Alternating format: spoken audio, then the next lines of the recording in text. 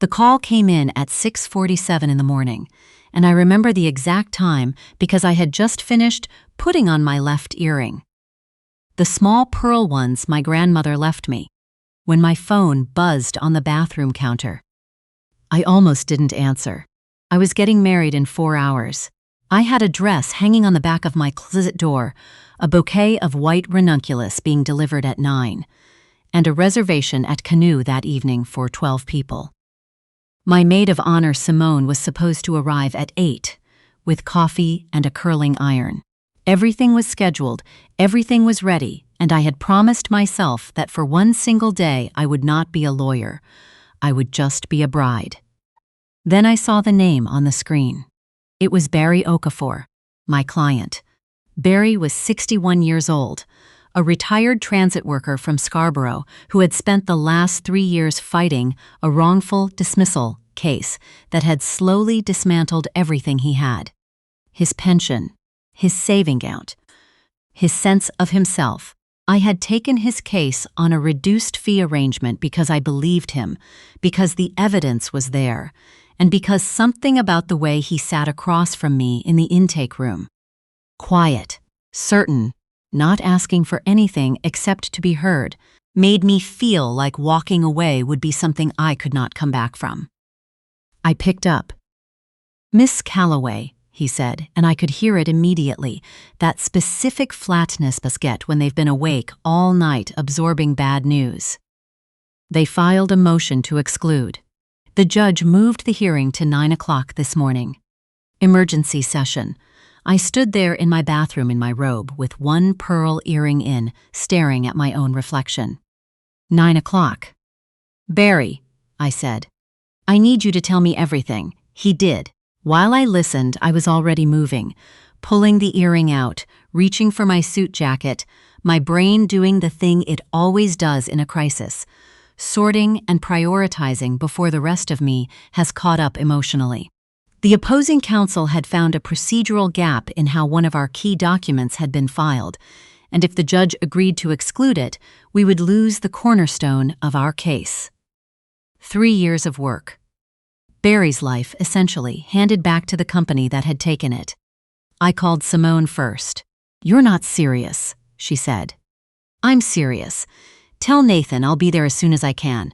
Tell him the hearing will be over by noon. I'll make it to the reception dinner. The ceremony might have to push a few hours. Zara." Simone's voice was very careful. "He's not going to like this." "I know," I said, "but Barry needs me today. I'll explain everything to Nathan myself." I texted Nathan on my way out the door. I told him I had a client emergency, that I was sorry, that I would be there as fast as I possibly could, and that I loved him. I told him to call me if he needed to talk before I went into the courthouse.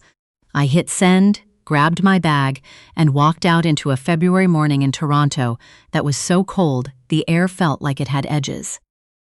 Nathan and I had been together for 4 years. We met at a friend's cottage weekend up near Muskoka. One of those long August weekends where everyone is slightly sunburned and slightly drunk, and the usual social rules feel suspended. He was funny in the way that catches you off guard.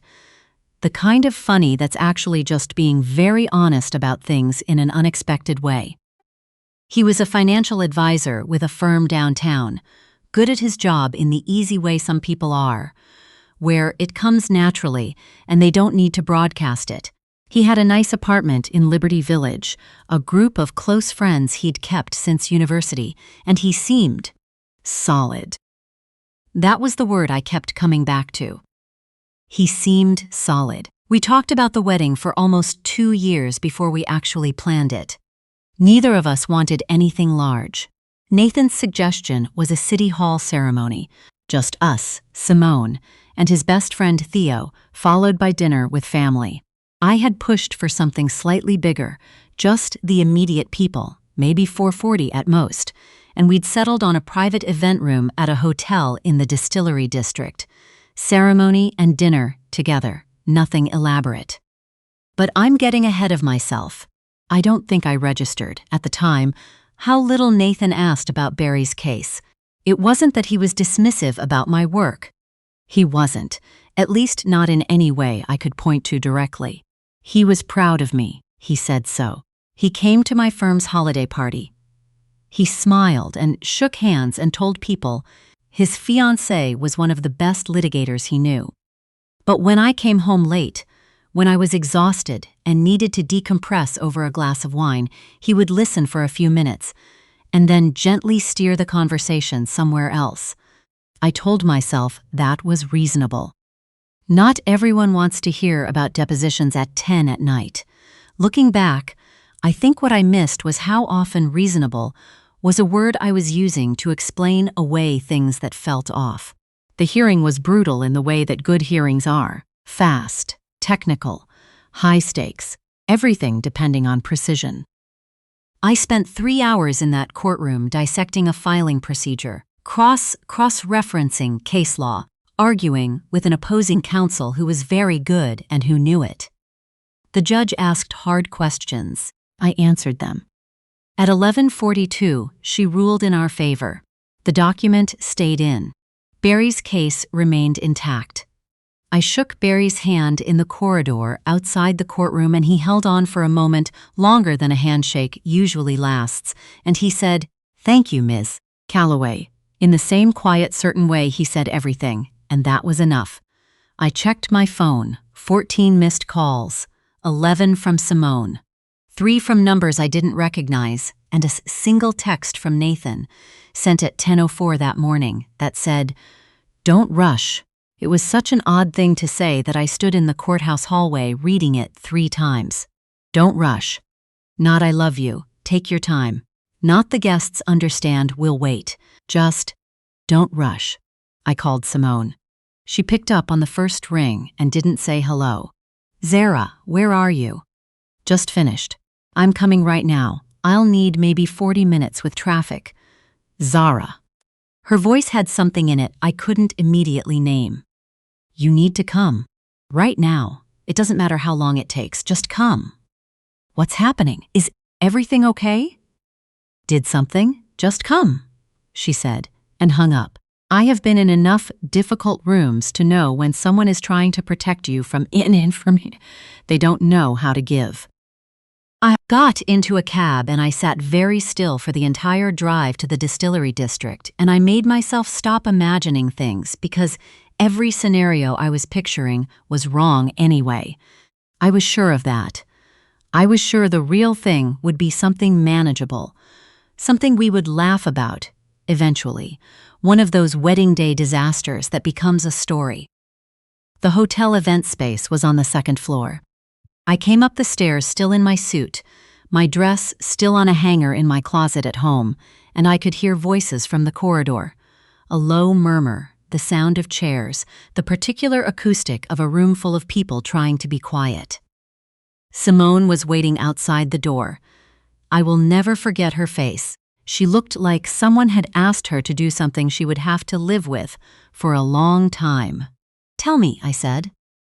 "They went ahead," she said. I did not understand at first. I actually didn't.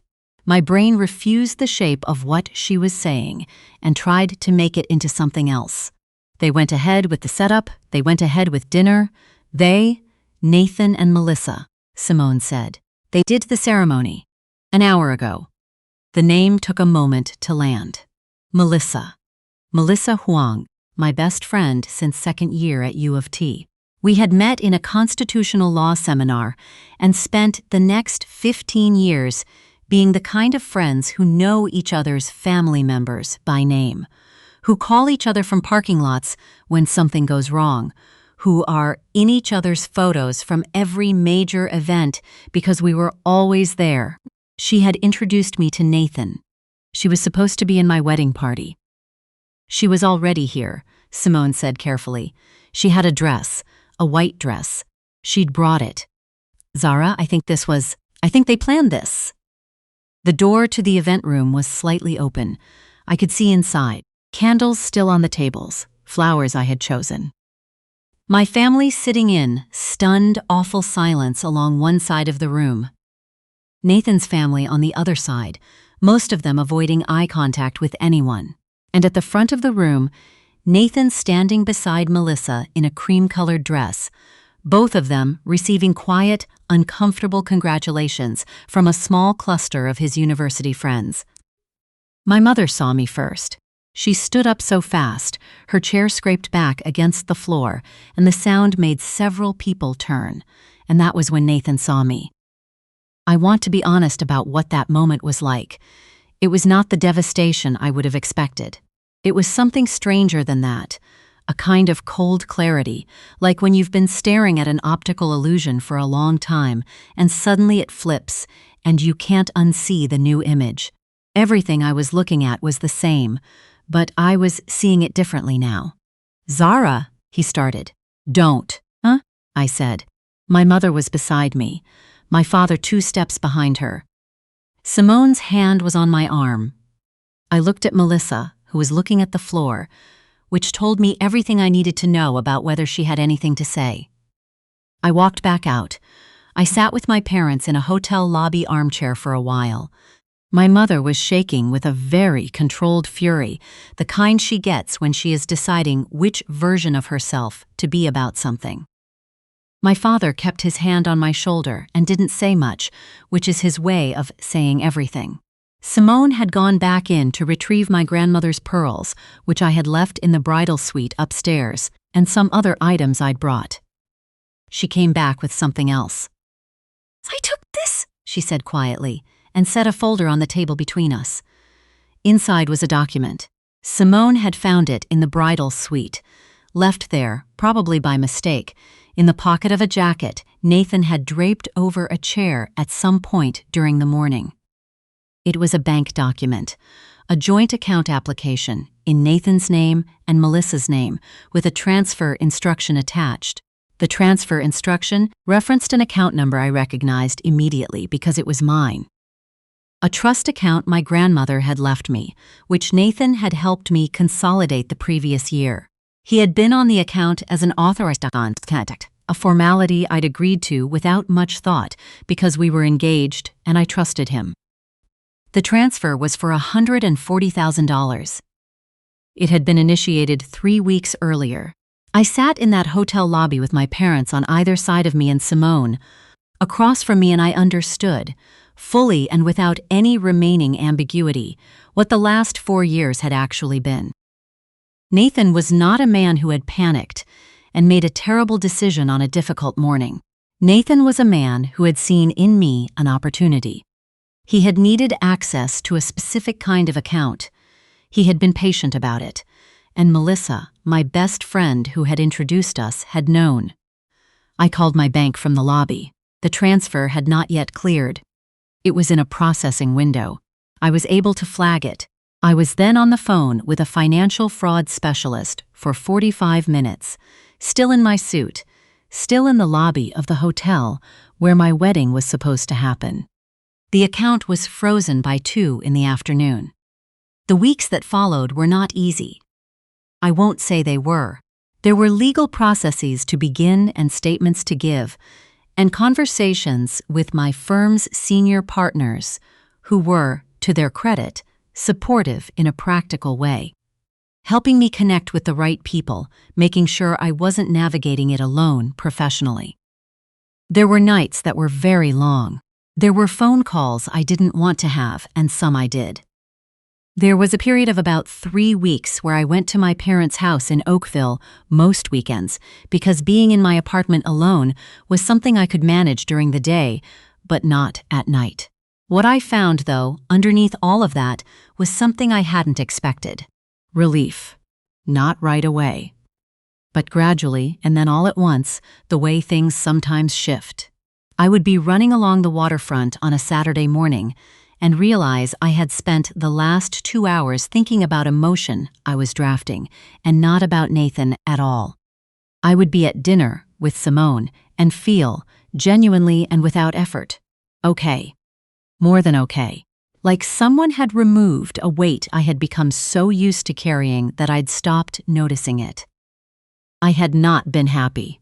I'd been comfortable. I had confused those two things, which is an easy mistake to make when you are busy and your life looks, from the outside, like it's going well. Nathan was eventually charged in connection with the attempted fraud.